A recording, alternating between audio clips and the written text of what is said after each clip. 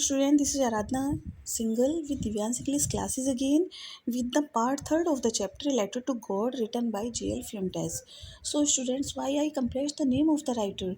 Because this is the most important part of the chapter of asking first question in your comprehension part about the name of the writer. Okay, क्योंकि जो comprehension part में आपका question पूछा जाता है that is the very first question of asking the name of the author. Okay, and we read about the chapter that there is a farmer whose name was Lancho and whose crops had been destroyed by the heavy rain, and he wrote a letter to God. After reading his letter, a postmaster collecting 70 pesos altogether with his employees, and how he treated after finding 70 pesos while he demanded 400 pesos. So let's proceed the story and read the chapter forward. Okay, and we read about the chapter till कहाँ तक हमने chapter को पढ़ लिया है? हमने chapter को पढ़ लिया है we have completed all the oral comprehension checking and the meaning of difficult words till here and we read the chapter till here. Okay, हमने यहाँ तक चैप्टर को पढ़ लिया है. Now we will proceed the chapter. So students, now we will start the chapter from this passage. Okay, the following Sunday Lancho came a bit earlier than usual to ask if there was a letter for him. यानी आने वाले रविवार को लैंचो थोड़ा जल्दी आ गया, सुबह से भी जल्दी आ गया. देन यूजल टू आस्क, ये पूछने के लिए if there was a letter for him, क्या उसके लिए कोई लेटर आया है. Because he wrote a letter in previous Sunday to God for asking 100 pesos. Okay, and now he want a reply from the side of God. Okay, it was the postman himself who handed the letter. ये postman ही था, डाकिया ही था जिसने उसको letter hand over किया.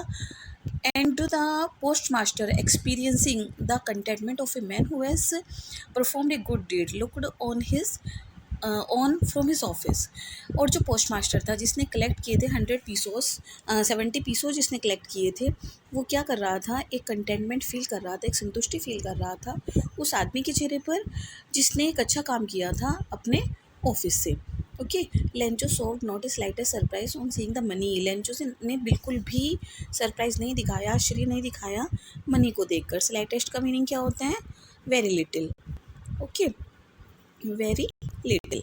Slightest का meaning very little होता है. ओके, और उसने बिल्कुल भी सरप्राइज नहीं दिखाया मनी को देखकर. सच वाज हीज कॉन्फिडेंस, ऐसा था उसका कॉन्फिडेंस. क्योंकि क्या होते हैं, जो इनोसेंट पर्सन होते हैं वो गॉड पे इतना विश्वास करते हैं. जो ट्रूथफुल पीपल होते हैं वो बहुत ज़्यादा विश्वास गॉड पे करते हैं. इसलिए उसको इतना विश्वास था कि उसने गॉड को लेटर लिखा है तो he will reply his letter and send him money also. Okay, उसको मनी भी भेजेंगे. But he became angry when he counted the money. किंतु वो नाराज़ हो गया जब उसने मनी को काउंट किया. Okay, God could not have made a mistake. God को मिस्टेक नहीं कर सकते. Nor could he had denied Lencho what he had requested. और ना ही वो लेंचो को डिनाई कर सकते हैं. डिनाई का मीनिंग क्या होता है? रिफ्यूज़. वो लेंचो को मना भी नहीं कर सकते जिसके लिए उसने रिक्वायरमेंट लिखी थी अपनी. Immediately Lencho went up to the window to ask for paper and ink. Immediately, at once, तुरंत. ओके, इमीजिएटली का मीनिंग क्या होता है? At once. At once Lencho कहाँ पे गया?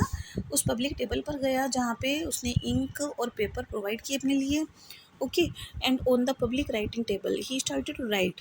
उस पब्लिक राइटिंग टेबल पर उसने लिखना शुरू कर दिया. With much wrinkling on his brow. उसके जो फेस पर, उसके माथे पर जो थी बहुत सारी रिंकल्स थी, यानी कि बहुत सारी सलवटें थी. वो टेंशन से फिल्ड था उसका mind.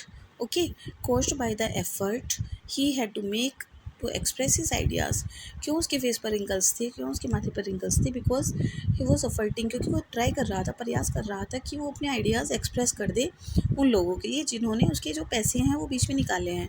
Because he thought like that, क्योंकि वो ऐसा सोचता था कि किसी ने उसके 30 pesos निकाल लिए हैं, इसलिए उसके पास 70 pesos जी आए हैं.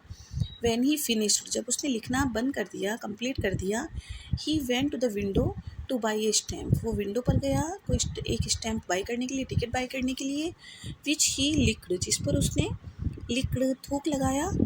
ओके, जिस पर उसने थूक लगाया. And then affixed on the envelope with the blow of his fist. फिर अपनी मुट्ठी से मारकर उसको एनविलप पर चिपका दिया. The moment the letter fell into the mail box. उसी पल जैसे ही लेटर उसने मेल बॉक्स में डाला, the postmaster went to open it. Postmaster इसको ओपन करने गया। इस पर लिखा था god of the money that I ask for. God, जो मनी मैंने बोला था लाने के लिए, ओनली 70 पीसोज रिच मी, केवल 70 पीसोज मेरे पास आए हैं। सेंड मी द रेस्ट, मेरा बाकी का मनी भी सेंड कर दो।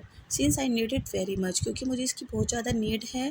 But don't send it to me through the mail, but मुझे मेल के थ्रू ये मत भेजना, because the post office employees are the bunch of crooks. क्योंकि जो पोस्ट ऑफिस एम्प्लॉयज़ हैं वो बंच ऑफ क्रूक्स है। क्रूक्स यानी चीट और बंच यानी ग्रुप, यानी चीट लोगों का समूह। लास्ट में उसने अपना नाम एड्रेस किया। Okay, let's to the oral comprehension checking.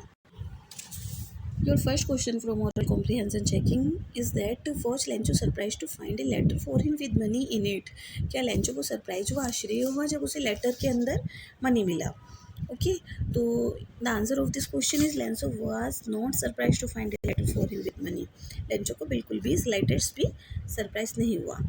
Okay, your next question is what made him angry.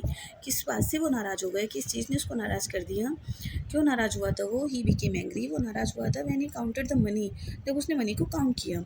Actually Lencho had demanded the 100 pesos बस, but only 70 pesos reach him. उसने कितने डिमांड किए थे? 100 पीसोज, बट उसके पास कितने आए? 70 pesos. ही thought, उसने सोचा that God could not deny him what he had demanded, कि गॉड उसको मना नहीं करेंगे जो उसने डिमांड की थी। Certainly the post office employees might take the money, निश्चित रूप से पोस्ट ऑफिस एम्प्लॉयज़ ने मनी को ले लिया है। सो लेंचो वाज एंग्री, इसलिए लेंचो एंग्री था। Okay, I hope you have cleared the chapter properly. Okay, all the 3 parts has been completed, and now in the next class we will read about the question answers. Till then, have a nice day. Bye.